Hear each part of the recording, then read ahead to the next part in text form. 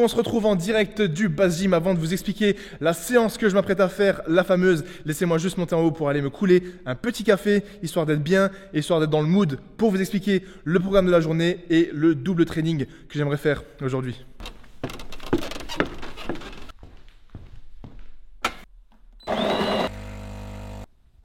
Bon du coup, quel est le programme de cette grosse journée? Attendez 2 secondes. Donc le programme de cette journée, c'est d'abord commencer ici même au Base Gym par une séance jambes. Oui, vous m'avez bien entendu, une séance jambes ici même dans le Base Gym. Ça fait une éternité que je ne vous ai pas filmé ça. Et pour vous dire à quel point ça fait longtemps, je ne sais même pas c'était quoi ni quand. La dernière vidéo, je vous ai filmé une séance jambes ici dans ma salle pour vous dire à quel point ça remonte. Je pense que peut-être la dernière fois, c'était quand il faisait encore super beau, super chaud dehors. On devait être aux alentours de l'été et je devais être encore sur mon programme de force où je faisais encore du squat et du deadlift. Donc bon, ça fait super longtemps. J'étais pas hyper régulier, je ne faisais pas des séances jambes toutes les semaines parce qu'il y avait plein de raisons particulières.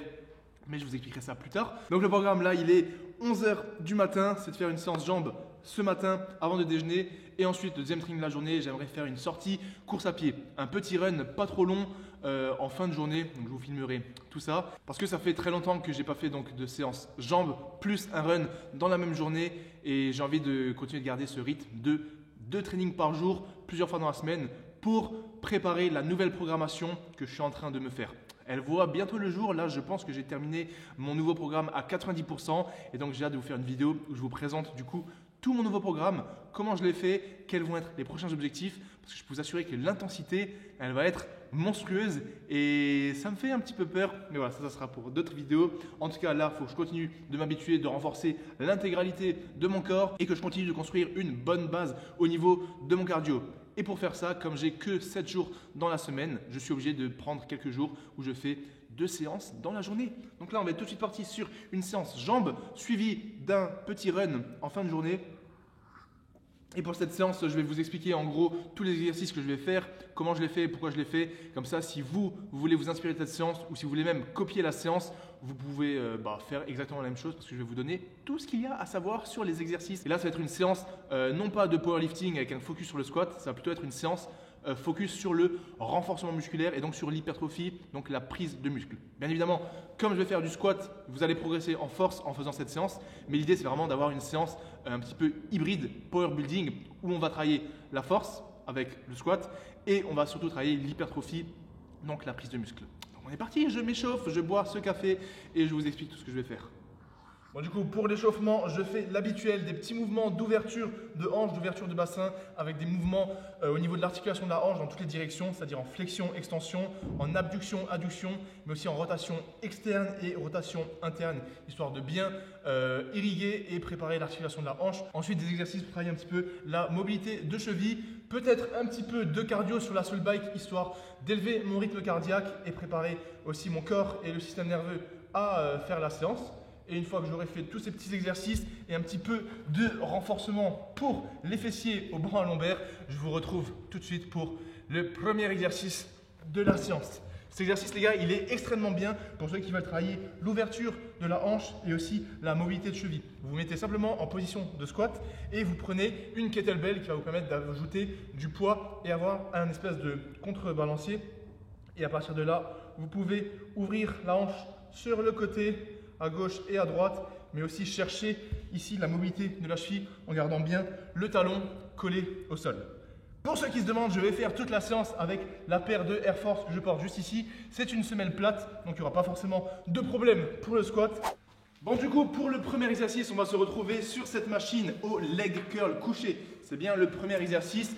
Pourquoi du leg curl couché? Tout simplement parce que c'est la seule machine de leg curl que j'ai au Base Gym.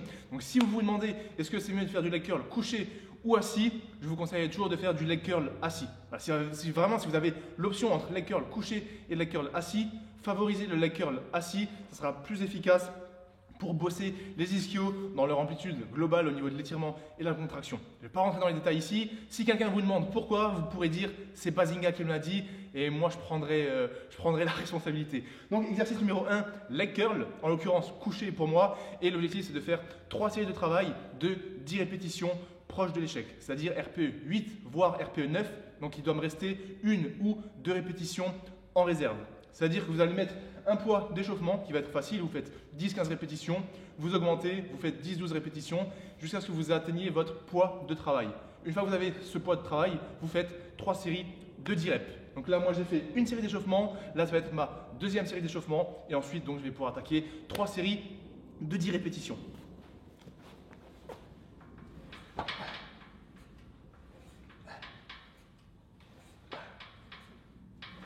Donc vous vous demandez peut-être pourquoi du leg curl directement en premier exercice, tout simplement car on a rarement un point fort ou une grosse avance sur les ischios. Donc c'est judicieux de les mettre en début de séance, comme ça on est sûr déjà d'avoir l'intensité et un bon volume de travail sur les ischios et on ne va pas se dire en fin de séance, ouais vas-y c'est la fin de séance, je mets léger ou limite on zappe l'exercice. On le fait directement en début de séance. Comme on est frais et que notre système nerveux il est frais, on peut mettre lourd, donc on peut mettre une bonne intensité et on aura donc un bon recrutement, une bonne hypertrophie de nos ischios, à savoir semi-membraneux, semi-tendineux et le biceps fémoral.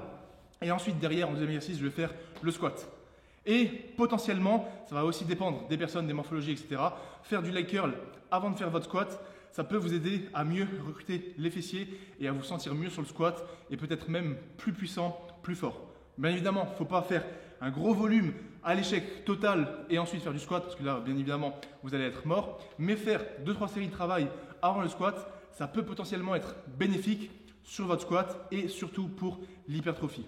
Si à essayer, si vous ne l'avez jamais fait et que vous avez un retard des ischios ou que vous voulez changer votre façon de travailler, je vous conseille vivement de mettre du leg curl en début de séance sur chacune de vos séances jambes et vous allez voir si vous progressez ou pas. Ça fait, je crois, 4 ans, voire même un peu plus, que je mets le leg curl en début de séance quand je cherche l'hypertrophie. Donc voilà pour les explications. Là, j'ai terminé l'échauffement et je suis parti sur les 3 séries de 10 répétitions. Et attention, là, je ne parle pas de préactivation comme la poulie pour les pecs. Vous savez que j'aime pas trop ce terme et que j'aime pas forcément la préactivation. Là, c'est vraiment un exercice à part entière pour bombarder les ischios avec une bonne intensité avant de passer sur le deuxième exercice.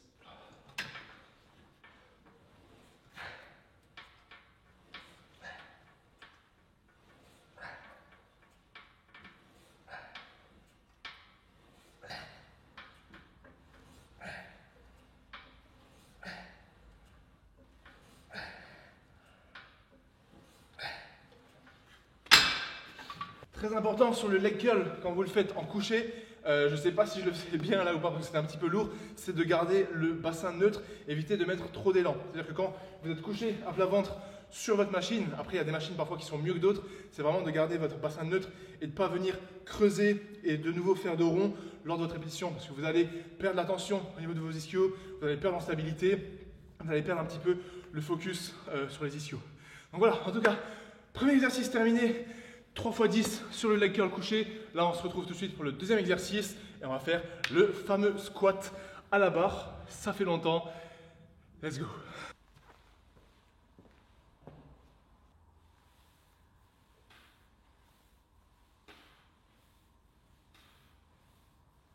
Tu sais comment voir si je reprends un exercice ou pas, ou s'il y a un exercice où je sens que j'ai perdu de la force? C'est quand je monte avec des plaques de 20 plutôt que les plaques de 25, c'est-à-dire que les incréments d'échauffement, ils doivent être un petit peu plus légers qu'habituellement, donc c'est pas grave les gars, on s'y refait. Donc je continue l'échauffement sur le squat, petite montée progressive, et on va voir ce que ça donne au niveau du genou, au niveau de la forme, et surtout au niveau de la force.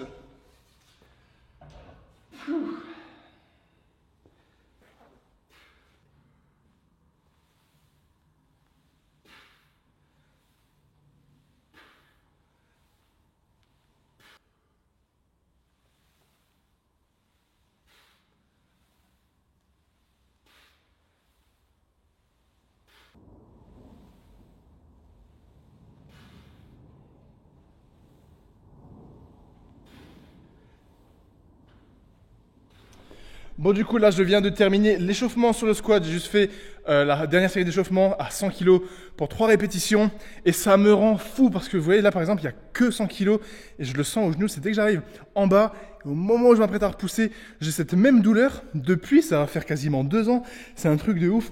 Bref, en tout cas l'objectif, j'avais peut-être prévu de faire 3 x 6 à 120 kg, j'ai largement les capacités, mais en fait je trouve juste que ça va servir à rien et je peux avoir peut-être une petite douleur au genou. Donc je vais juste mettre 110 kg et faire le 3 x 6 parce que je mette aujourd'hui 110 ou 120, ça va littéralement rien changer à ce qui va se passer dans ma vie derrière. Donc voilà, je vais juste mettre 110 kg, faire les 3 x 6 et on aura validé le deuxième exercice. Mais qu'est-ce qu'il y a cette douleur au genou, elle me saoule. L'année dernière, c'est trop bizarre parce que j'ai cette douleur, mais j'ai pu faire le marathon, j'ai pu avoir mon meilleur niveau au squat l'année dernière avec des séries des doublés à 195 kg, j'ai pu refaire 200 kg avec cette petite gêne. Pas rentrer dans le détail là-dessus, c'est moi le kiné, je sais plus ou moins d'où ça peut venir, mais c'est chiant. C'est chiant. Allez, 3 x 6 à 110. Faites ce que je dis, pas ce que je fais.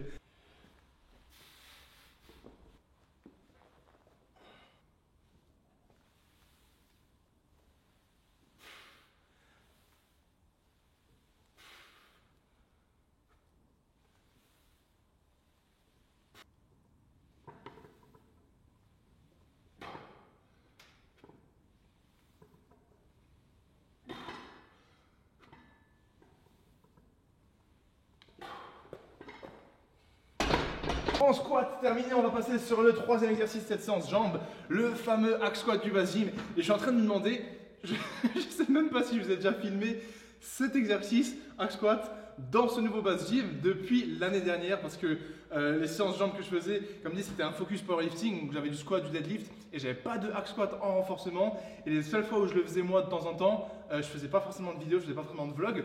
Donc c'est potentiellement la toute première fois que vous allez me voir faire ce hack squat dans le coin du bas gym juste ici. Là du coup, l'objectif du hack squat, c'est qu'on va avoir un focus sur les quadriceps.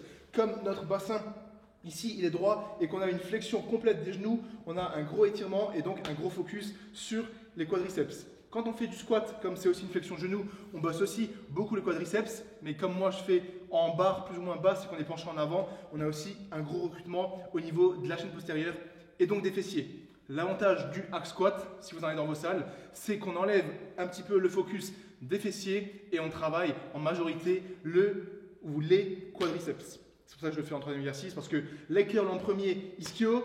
En deuxième, on a squat qui travaille quadriceps et fessiers. Là, en troisième exercice, du coup, gros focus sur les quadriceps. Et ensuite, on va terminer de nouveau avec un exercice sur les ischios et les fessiers. Donc là, pour le hack squat, si vous n'en avez pas dans votre salle, vous pouvez faire de la presse à cuisse inclinée classique. Vous pouvez aussi faire du goblet squat ou même du squat bulgare. Même si le squat bulgare, vous aurez aussi un travail des fessiers. Donc là, l'objectif, c'est de faire 2 séries d'échauffement et ensuite 3 séries de travail entre 10 et 12 répétitions. Je sens légèrement le genou, donc c'est un petit peu chiant, je ne vais pas trop charger. Voilà, 3 séries. Là, c'est l'échauffement du coup.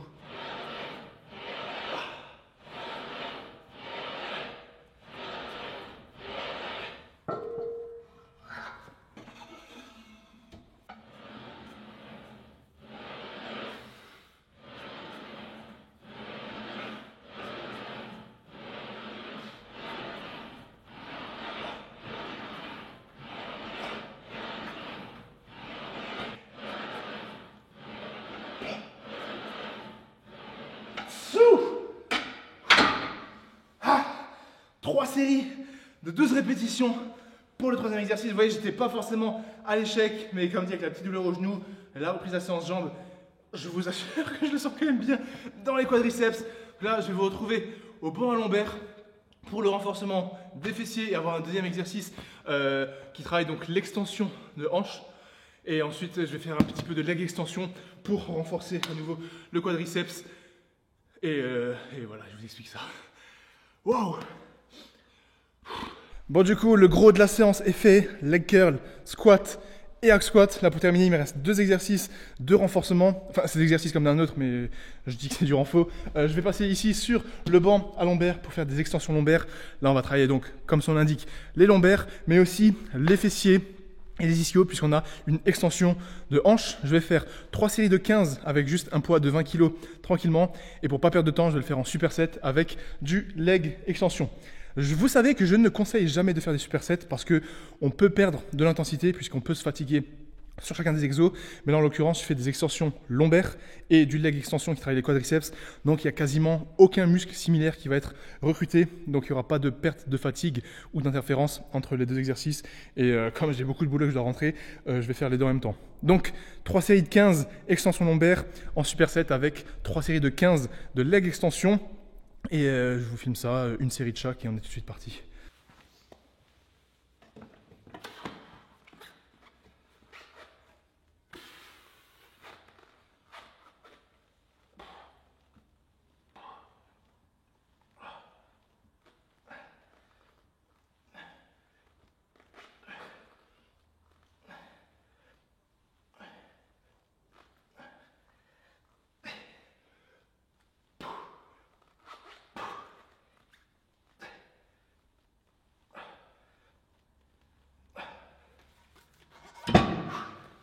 Donc pour le leg extension, comme on a clairement une extension du genou, on est sur le quadriceps. Je l'ai déjà dit dans une vidéo, mais pour ceux qui n'avaient pas vu ou autre, que vous mettiez les pointes de pied vers l'extérieur, droite ou vers l'intérieur, vous n'allez pas changer le recrutement de votre quadriceps. Ça ne veut pas dire que pointe vers l'extérieur, vous allez plus avoir l'extérieur ou l'intérieur des quadriceps, ou inversement avec les pointes vers l'intérieur. Non, car le tendon rotulien, c'est le même tendon pour tout le quadriceps. Donc gardez vos pointes de pied plus ou moins droits, parce qu'il n'y aura aucune incidence sur le recrutement de votre quadriceps, peu importe l'orientation de vos pointes de pied. Ce qui est bien avec mon leg extension, c'est que j'ai deux poignées ici pour me tenir et être bien stable. Et par rapport au leg extension qu'on peut trouver en salle, il y a régulièrement un dossier, ce qui permet d'être droit, mais ça nous empêche de venir se reculer en arrière. Or, si vous connaissez votre anatomie, si vous ne la connaissez pas, je vous explique, le quadriceps est composé de 4 portions. On a 3 portions qui s'insèrent au genou et qui viennent s'insérer sur le fémur, donc qui appartiennent pas à la hanche, ils ne montent pas au-dessus de la hanche. Mais on a une portion du quadriceps, le droit fémoral, lui est biarticulaire, c'est-à-dire qu'il s'insère au niveau du genou, donc il fait de l'extension du genou, mais il s'insère aussi au niveau de la hanche sur l'os coxal. Comme il s'insère au-dessus de la hanche, il est donc biarticulaire, et au niveau de la hanche, il va permettre une flexion de la hanche. Donc comme il fait une flexion de la hanche, c'est-à-dire quand on se penche en avant, lorsqu'on va se pencher en arrière, on va étirer ce droit fémoral. C'est le seul exercice, leg extension, sur lequel vous pourrez avoir un étirement et donc un meilleur recrutement du droit fémoral. Donc moi, ce que j'aime bien faire, c'est me pencher en arrière et soit je fais mes séries en restant penché, soit je me penche en avant et lors de la contraction ici, j'étire ici. Bref, voilà pour les explications anatomie biomécanique. Et là, je fais 3 séries de 15 répétitions.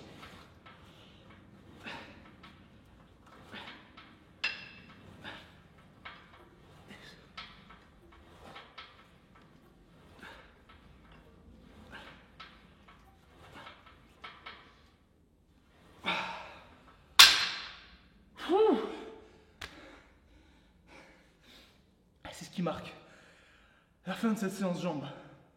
12h55, il faut que je rentre, que je mange, que je me repose, que je bosse sur l'ordi. Et ensuite, il faut que j'aille courir. Bon, avant de rentrer à la maison, comme je dois un petit peu rester au base gym, je vais me faire le petit post-workout habituel. Là, je ne me suis pas ramené de shaker, j'ai juste ramené un gel au cas où, parce que je savais que j'allais devoir rester. Donc un recovery gel MyProtein qui contient, comme d'habitude, vous le savez, 15 grammes de protéines. Et donc avant de rentrer à la maison, je vais préparer quelques commandes. Voilà les commandes qu'il y a eu entre hier et ce matin, histoire de ne pas faire un aller-retour au base gym. Donc le magnifique stock Base Athletics. Je sais, c'est un petit peu le bordel, mais il y a eu beaucoup de commandes et les derniers drops, ils étaient il y a une dizaine de jours. Donc, on n'a pas encore eu le temps de ranger. Et donc, j'en profite pour vous dire que le dernier drop des accessoires est toujours disponible sur le site, le lien dans la description, et surtout le dernier drop des vêtements et encore les anciennes collections. Donc il y a les deux différents pantalons cargo, le pantalon cargo un petit peu plus sport, plus avec une matière élastique, un petit peu plus slim, et le pantalon cargo beaucoup plus épais, beaucoup plus large avec une coupe droite. Il y a les nouveaux t-shirts en heavyweight, 100% coton, avec le gorille et les 3 t-shirts, donc le beige, le gris et le kaki, avec l'écriture Base Athletics. Et il y a aussi les dernières vestes avec le sac Basse Performance. Donc je vais préparer tout ça tranquillement. Merci infiniment à tous ceux qui commandent, tous ceux qui me soutiennent, tous ceux qui me font leur retour. Ça me donne beaucoup de force, ça me permet de m'améliorer, d'améliorer la marque jour après jour, semaine après semaine, mois après mois. Et c'est juste trop kiffant de faire cette aventure avec vous. Donc let's go, j'ai une petite dizaine de commandes à préparer. Je crève la dalle, donc je vais me dépêcher. Comme ça je peux rentrer manger ma viande hachée et mon riz. La routine les gars, rien ne change. Les jours passent, et les jours se ressemblent. Mais ça évolue quand même, heureusement. Bon, le déjeuner qui va également faire office de post-workout est enfin prêt. Et là, je vous assure que j'ai la dalle de fou. J'ai pris un petit déjeuner ce matin, mais je suis allé m'entraîner genre 3 heures après le petit déjeuner. Et le temps de faire la séance, le temps de faire les commandes, le temps de rentrer, ça fait littéralement genre, quand il est 14 heures, j'ai mangé à 7h30 du matin. 7, 8, 9, 10, 11, 12, 13, ça fait quasiment 7 heures que j'ai pas mangé. Donc voici le Saint Graal, le déjeuner du base. Donc on a l'habituel 130 g de riz basmati pesé cru avec 150 g de bœuf haché. Bien évidemment, on ne va pas oublier la fameuse mayonnaise et le fameux ketchup pour ajouter un petit peu de goût. Toujours la même chose. Je vais manger ça tranquillement sur l'ordi, continuer d'avancer dans les projets, les montages, tous les petits trucs qu'il y a à faire, notamment avec Base Athletics, comme d'habitude. Et ensuite, on va essayer de se retrouver pour aller courir. Parce que là, je vous assure que dehors, le ciel est gris, il pleut. Et sur le retour de la salle, je vous ai regardé la vidéo, j'avais de la grêle. À quel moment t'as de la grêle? Les gars, je suis sorti de chez moi, il y avait un ciel bleu. Et d'un coup, je me tape du vent, je me tape de la grêle. Le temps en ce moment, c'est n'importe quoi. Vite, vite, vite, manger. Bon, je vous avoue que c'est pas la meilleure des choses à faire que de manger dans le bureau comme ça, devant l'ordi. Mais parfois, quand il y a du boulot, quand il faut charbonner, il n'y a pas le choix. Mais là, je vous jure, faut que je me dépêche de manger parce que j'ai l'impression que je vais tomber dans les pommes. Je sais pas si ça vous est déjà arrivé cette sensation. Tu commences à transpirer, tu commences à te sentir pas bien, tu sens que genre, tu manques de sucre, d'énergie. C'est horrible. Voilà.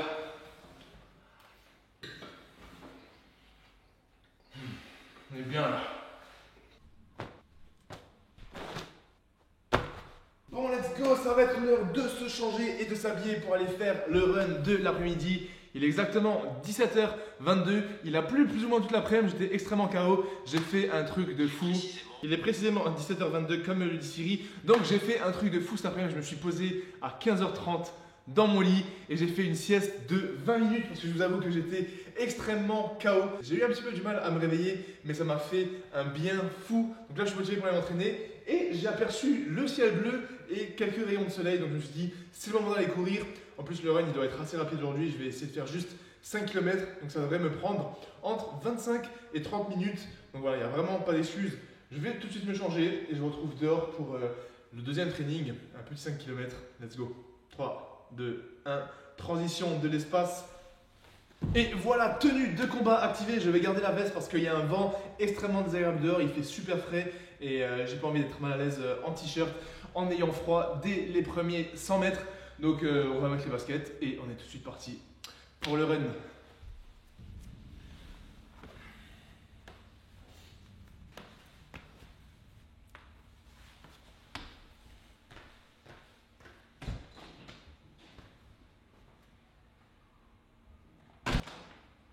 Bon, petit changement de plan, je viens de sortir, j'ai vu que le soleil il tape de fou et je sens qu'avec la veste en fait je vais avoir beaucoup trop chaud. Donc même s'il y a du vent, c'est pas grave comme la dernière fois, mais cette fois on y va pour de bon. Et à tout de suite.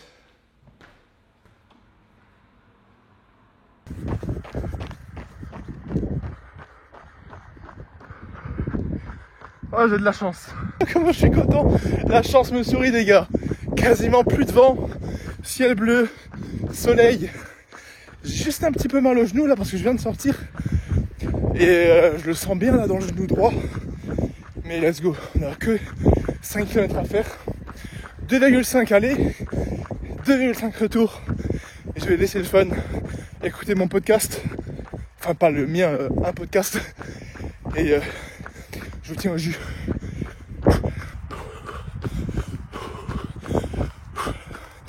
Plus de la moitié de fait. Tout se passe bien. J'ai un rythme un peu trop rapide. Mais je me sens bien alors. Nique sa mère. Nique sa mère l'endurance fondamentale. Allez, c'est juste 5 km tranquille. Avant de se poser tranquillement ce soir. Après une bonne journée productive. Bien heureux, bien fier. Avant de recommencer demain. Ouh, le taf est fait. 2 sur 2 pour aujourd'hui. Tout ce qu'on aime. Bon, du coup, comme prévu, j'ai fait exactement 5 km tout pile.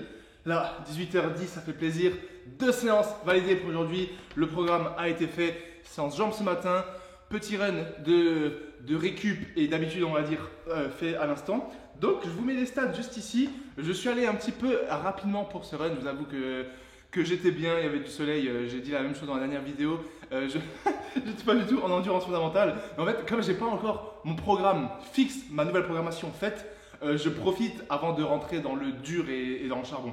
Donc, nous avons exactement 5 km tout pile pour une durée de moins de 25 minutes, 24 minutes 45. Ça fait vraiment plaisir, vu comment je me sentais bien, c'était vraiment cool.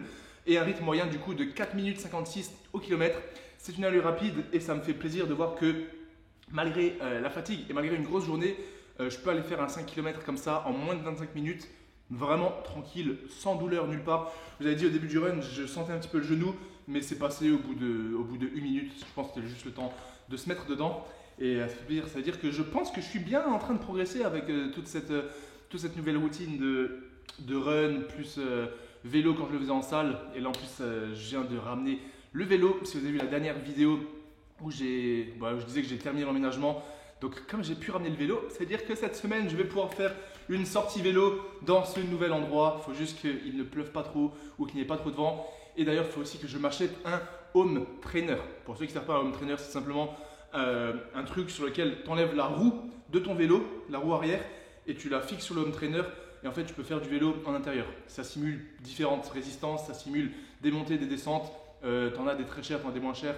Donc si parmi les gens qui regardent cette vidéo, parmi ceux qui me suivent, s'il y en a qui font du vélo, du triathlon ou peu importe, ou qui s'y connaissent, n'hésitez pas à me donner vos références de home trainer.